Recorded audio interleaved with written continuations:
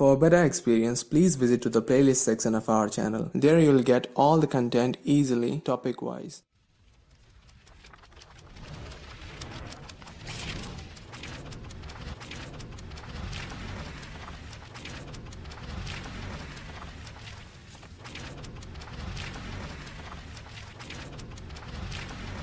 Hello friends, how are you all? Welcome to the channel. और आज हम लोग fourth lecture credit rating and IPO grading का जो फोर्थ लेक्चर है वो हम लोग करने जा रहे हैं। इसके पहले हम 3 लेक्चर्स में सबसे पहले हम लोगों ने पहला लेक्चर में हम लोगों ने किया था एक इंट्रोडक्शन मैंने दिया था, क्रेडिट रेटिंग एजेंसी क्या होती है और क्रेडिट रेटिंग कैसे किया जाता है। नेक्स्ट लेक्चर में हम लोगों ने देखा मीनिंग ऑफ क्रेडिट रेटिंग और उसके बाद कितने टाइप्स ऑफ क्रेडिट रेटिंग्स होते हैं। और सिर्फ क्रेडिट, इस नोट में हम लोगों ने देखा था कि सिर्फ और सिर्फ क्रेडिट रेटिंग को देखकर ही इन्वेस्टर को डिसाइड नहीं कर लेना चाहिए कि मुझे इन्वेस्ट करना चाहिए या नहीं, और ये सिर्फ एक फैक्टर है जिसको कंसिडर करना है। और फिर हम लोगों ने देखा कि वेरियस टाइप्स ऑफ इंस्ट्रूमेंट है कि किन किन इंस्ट्रूमेंट्स को रेट किया जाता है। क्रेडिट रेटिंग एजेंसीज जो हैं वो किन किन इंस्ट्रूमेंट्स को रेट करती हैं, और सिर्फ क्वांटिटेटिव नहीं, क्वालिटेटिव बेसिस पे भी रेटिंग को किया जाता है। अब हम लोग आगे बढ़ते हुए देखते हैं कि factors for success of a rating system किसको माना जाएगा कि एक अच्छा रेटिंग सिस्टम है, क्या फैक्टर्स होंगे तब हम लोग मानेंगे कि हाँ, ये जो रेटिंग सिस्टम है, क्रेडिट रेटिंग एजेंसी के द्वारा ये जो रेटिंग सिस्टम अपनाया गया है वो अच्छा है।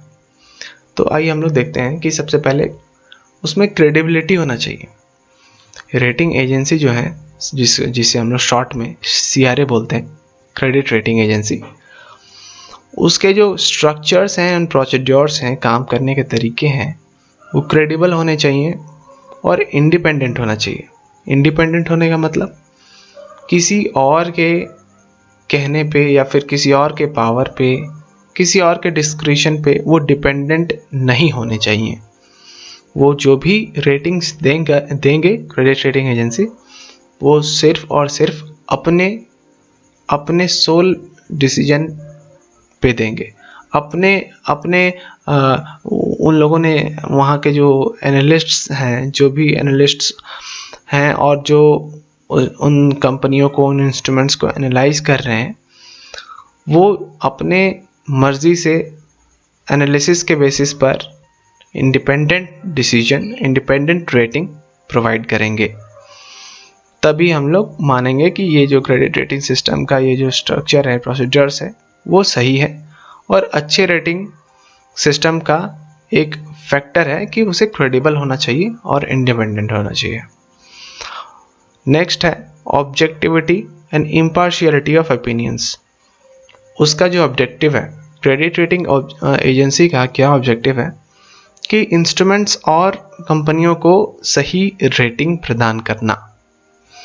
जो भी इंस्ट्रूमेंट्स या कंपनियां अपने इंस्ट्रूमेंट को रेट करवाने के लिए अप्लाई कर रहे हैं क्रेडिट रेटिंग एजेंसी के पास, उन इंस्ट्रूमेंट्स को रेट करती हैं क्रेडिट रेटिंग एजेंसियां। तो उनका ऑब्जेक्टिव यही है कि उन्हें रेट करना है।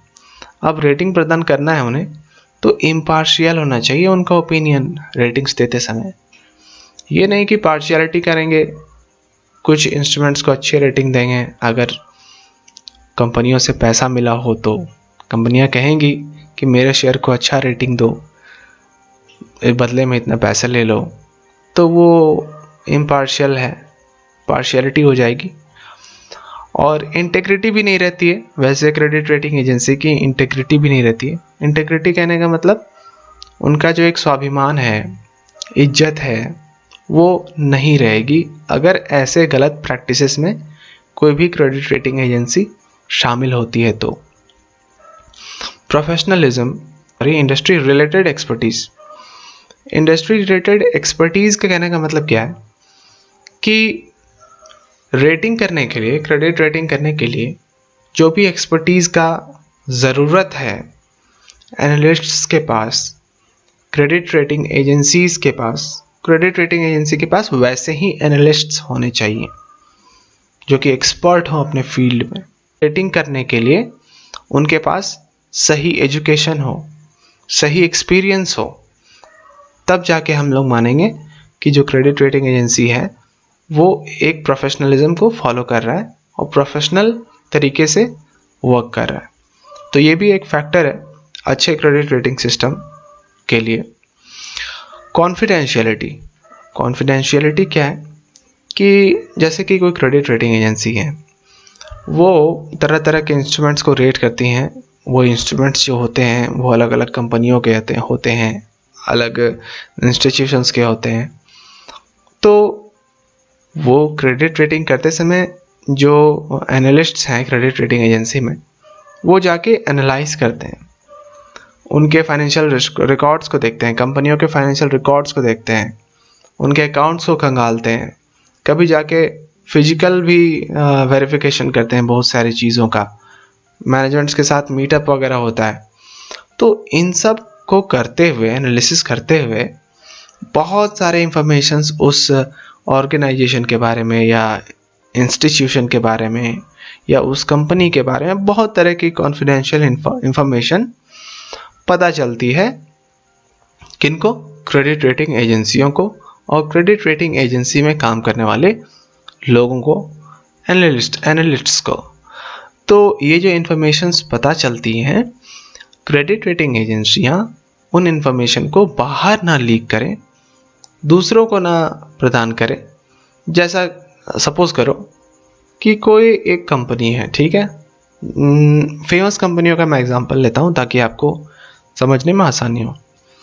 रिलायंस जियो है एक तरफ और दूसरी तरफ है एयरटेल।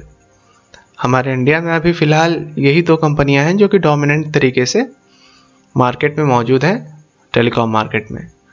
अब क्या है कि किसी क्रेडिट रेटिंग एजेंसी को रिलायंस जियो का कोई भी इंस्ट्रूमेंट, मान लो अगर रिलायंस जियो, जैसे कि हमारा रिलायंस इंडस्ट्रीज़ है, ठीक है, वो एज अ होल पूरा इंडस्ट्री को रिप्रेजेंट करता है। इंडस्ट्री को मतलब कि रिलायंस के अंदर जितने सारे इंडस्ट्रीज़ हैं, रिलायंस ग्रुप को रिप्रेजेंट करता है। तो सपोज करो रिलायंस इंडस्ट्रीज़ का जो शेयर है उसको रेट करने के लिए किसी क्रेडिट रेटिंग एजेंसी को कहा गया है। रिलायंस ही कहता है, मतलब जो कंपनी है वो खुद ही जाती है क्रेडिट रेटिंग एजेंसी के पास और वो कहती है रेट करने को, ठीक है। तो अब क्या है कि क्रेडिट रेटिंग एजेंसी एनालाइज करेगी पहले क्वालिटेटिव और क्वांटिटेटिव बेसिस पे। तो उसके लिए उसे बहुत सारे इंफॉर्मेशंस की ज़रूरत पड़ सकते हैं, मैनेजमेंट के साथ मीटअप वगैरह करना होगा, हो सकता है फिजिकली भी वो जियो के ऑफिसेज वगैरह में जाएं, सारे इंस्टॉलेशंस वगैरह को देखें। तो उन सब चीज़ों से काफ़ी कॉन्फिडेंशियल इंफॉर्मेशंस पता चल सकती हैं क्रेडिट रेटिंग एजेंसी में जो लोग हैं उनको। तो ऐसा नहीं होना चाहिए कि ये लोग जो हैं, ये लोग कोई इंफॉर्मेशन पास आउट कर दें जियो का जो राइवल है एयरटेल को। अगर सपोज करो क्रेडिट रेटिंग एजेंसी में जो लोग हैं वो लोग इंफॉर्मेशन पास ऑन कर देते हैं एयरटेल को, तो एयरटेल इन इंफॉर्मेशंस का फ़ायदा उठा सकता है। वो अपने मार्केट स्ट्रेटजी को ऐसा बनाएगा कि वो जियो को काउंटर कर सकता है। तो ऐसा ना हो क्रेडिट रेटिंग एजेंसी में जो लोग हैं वो कॉन्फिडेंशियल इंफॉर्मेशन उनके पास होने का फ़ायदा ना उठाएं और कॉन्फिडेंशियलिटी को मेंटेन रखें, तो ही एक सक्सेसफुल क्रेडिट रेटिंग सिस्टम उसको माना जाता है। आगे देखते हैं हम लोग timeliness of rating review and announcement of changes. अब यहाँ पे बात आती है रेटिंग रिव्यू की और अनाउंसमेंट ऑफ चेंजेस की। तो रेटिंग रिव्यू क्या है?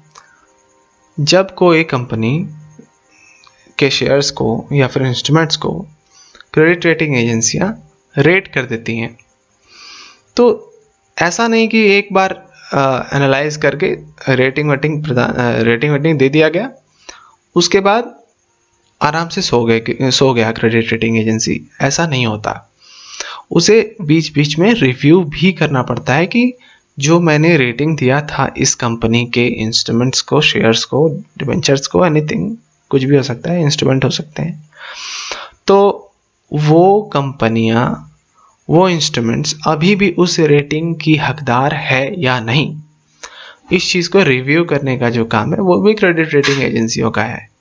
तो एक सक्सेसफुल क्रेडिट रेटिंग सिस्टम का मतलब क्या है कि वो बीच बीच में अपने रेटिंग्स को रिव्यू करते रहें, और रिव्यू करने के बाद जो भी उन्हें अच्छा लगे या फिर डिस्क्रिपेंसीज मिले तो वो अनाउंसमेंट करें चेंजेस का, अगर कोई रेटिंग में वो चेंज लाती है तो यही हैं कुछ फैक्टर्स जो कि एक सक्सेसफुल क्रेडिट रेटिंग सिस्टम के लिए उनमें होना ज़रूरी है।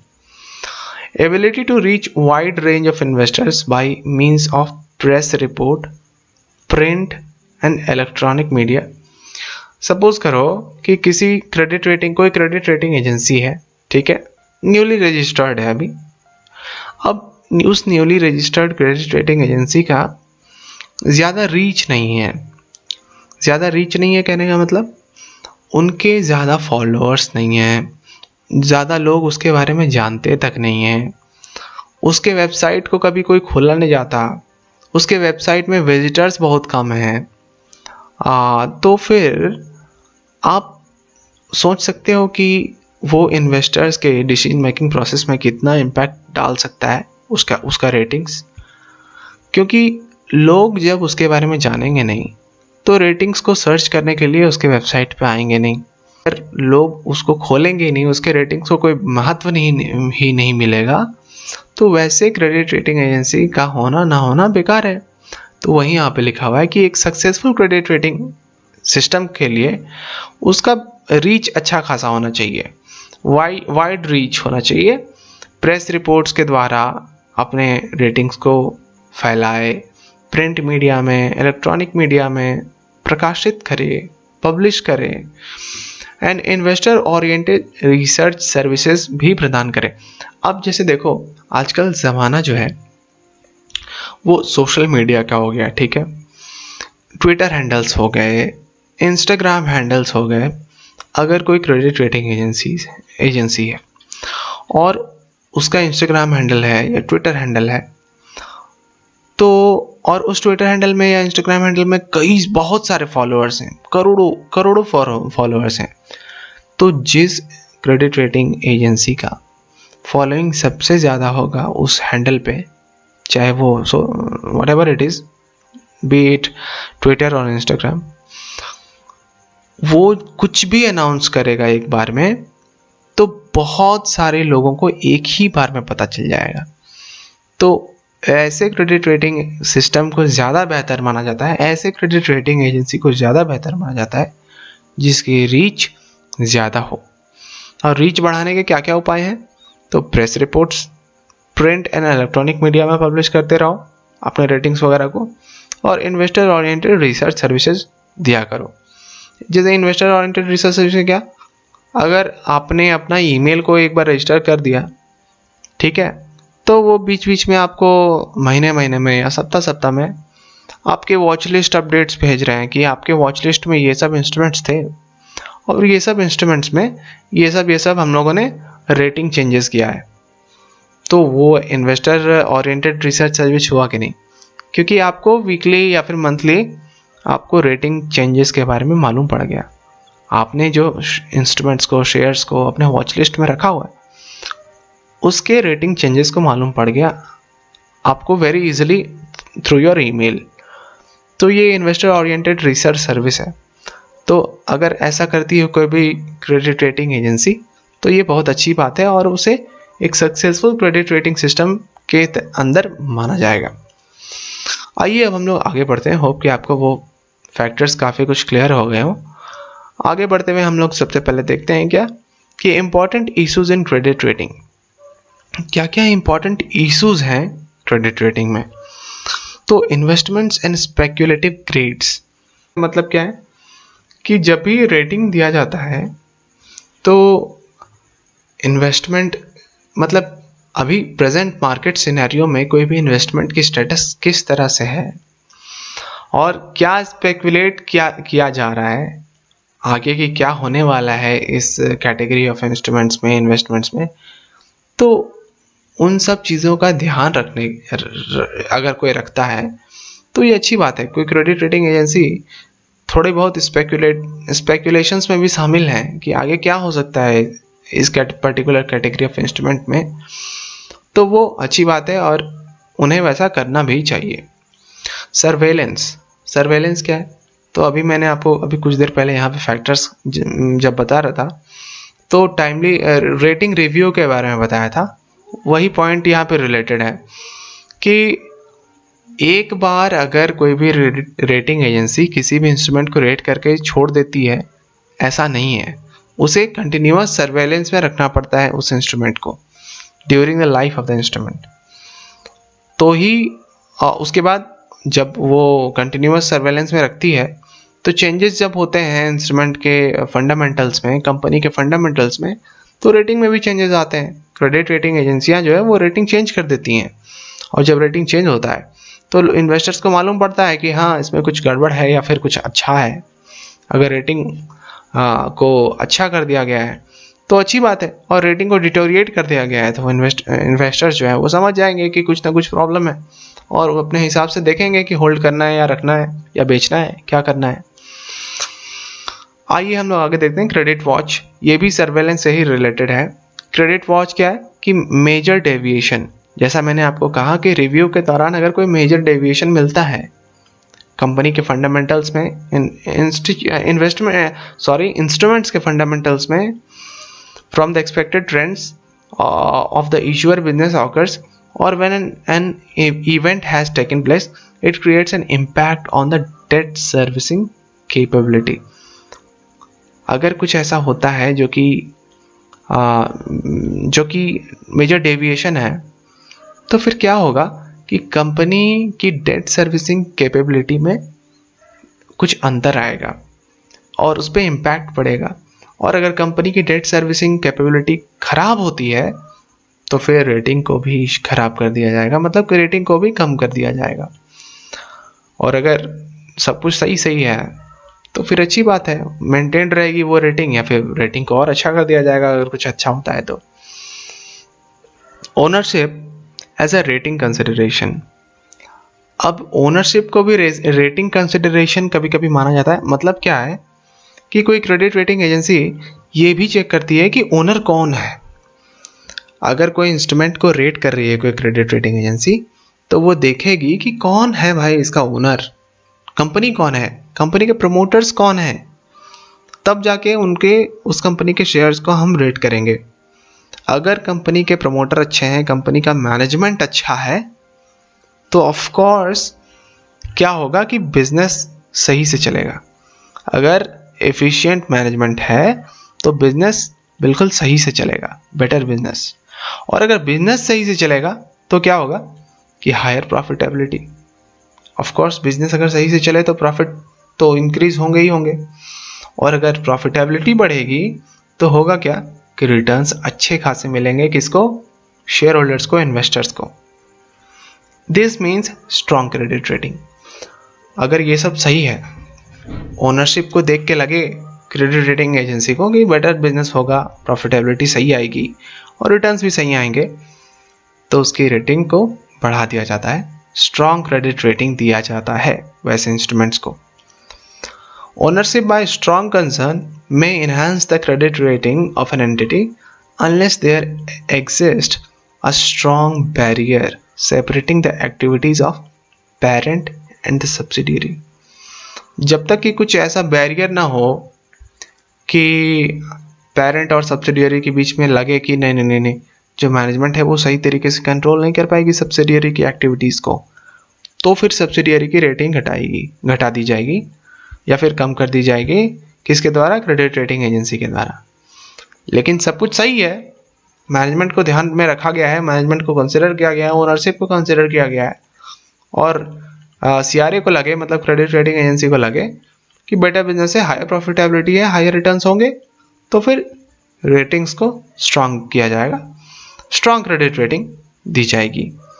तो आज इस वीडियो में हम लोगों ने देखा कि एक अच्छे क्रेडिट रेटिंग सिस्टम के होने के लिए क्या क्या फैक्टर्स इंपॉर्टेंट हैं, क्या क्या फैक्टर्स नेसेसरी हैं, और important issues in credit rating क्या हैं। तो investments and speculative rates, surveillance, credit watch, ownership as a rating consideration, इन पॉइंट्स को हम लोगों ने समझा और देखा। आपको मैं एक बात बता दूं कि मैंने आपको इस सीरीज़ के स्टार्ट होने से पहले ही कहा था कि हम लोग यहाँ पे जो देख रहे हैं, जो नोट्स हम लोग यहाँ पे पढ़ रहे हैं, समझ रहे हैं, ये नोट्स बिल्कुल एग्ज़ाम ओरिएंटेड नोट्स हैं। और इसमें जो वर्ड्स जो हाईलाइट किए गए हैं, इन वर्ड्स को ही आपको एम्फेसिस जो है इन वर्ड्स पे ही सबसे ज़्यादा देना है और इन वर्ड्स को ही आपको याद करने की कोशिश करना है। और एग्ज़ाम में जैसे कि अगर आपको पूछा गया है, सपोज मैं एग्जांपल दे रहा हूँ कि अच्छे क्रेडिट रेटिंग सिस्टम का होने के लिए क्या क्या फैक्टर्स इंपॉर्टेंट है, तो आपको क्या होना चाहिए दिमाग में? Credible, independent, objectivity, impartiality, integrity, professionalism, confidentiality, press reports, ठीक है, वाइड रीच। तो अगर ये सब पॉइंट्स आपके दिमाग में हो तो फिर आपके लिए पॉइंट्स एज अ लैंग्वेज में बनाने के लिए कोई बहुत बड़ी बात नहीं होगी, कोई डिफ़िकल्ट थिंग नहीं है आपके लिए, आप बहुत आसानी से कुछ भी लिख पाओगे। लेकिन इन पॉइंट्स के आपके दिमाग में होना बहुत ही ज़्यादा ज़रूरी है, इसके लिए ही मैंने इन्हें हाईलाइट करके रखा है। तो मैं आपको बताना चाहता हूँ सिंपली कि जो भी यहाँ पे हाईलाइटेड पॉइंट्स हैं उनको ही याद करना है, मतलब उन्हीं पॉइंट्स को आपको याद करने की कोशिश करना है। अब ये नहीं कि important issues in credit rating बच्चों की तरह आप स्टार्ट हो गए, इस पॉइंट को भी देख लिए, इस पॉइंट को देख रहे हैं और फिर एक एक वर्ड को यहाँ पे याद कर रहे हैं, ऐसा कोई ज़रूरी नहीं है। सिर्फ और सिर्फ इम्पॉर्टेंट जो यहाँ पे हाईलाइटेड वर्ड्स हैं उनको समझें और उनको याद करने की कोशिश करें। उसके बाद तो आप, जैसे क्रेडिट वॉच क्या है, तो क्रेडिट वॉच को आप एक्सप्लेन कर सकते हैं वेरी इजीली एग्जाम में। सर्वेलेंस क्या है, तो सर्वेलेंस कैसे, सीआरए जो है वो कैसे हमेशा सर्वेलेंस, कंटिन्यूअस सर्वेलेंस वगैरह रखती है, उसे आप अपने लैंग्वेज में एक्सप्लेन कर सकते हैं। तो बेसिकली मेरा वही कहना था कि इस नोट में जो भी इंपॉर्टेंट हाईलाइटेड वर्ड्स हैं उसको ध्यान रखें। और मैंने बहुत ही ज़्यादा समराइज तरीके से और चार्ट के रूप में इन नोट्स को बनाने की कोशिश की है ताकि आपको बहुत ही आसानी हो और बहुत ही ईजिली आप याद कर पाएँ सारे चीज़ों को। और अगर आपको ये नोट्स चाहिए तो आप वीडियो के नीचे लिंक दी गई है डिस्क्रिप्शन बॉक्स में, आप उसे वहाँ जाके डाउनलोड कर सकते हैं। So happy study, thank you very much, signing out, नमस्ते।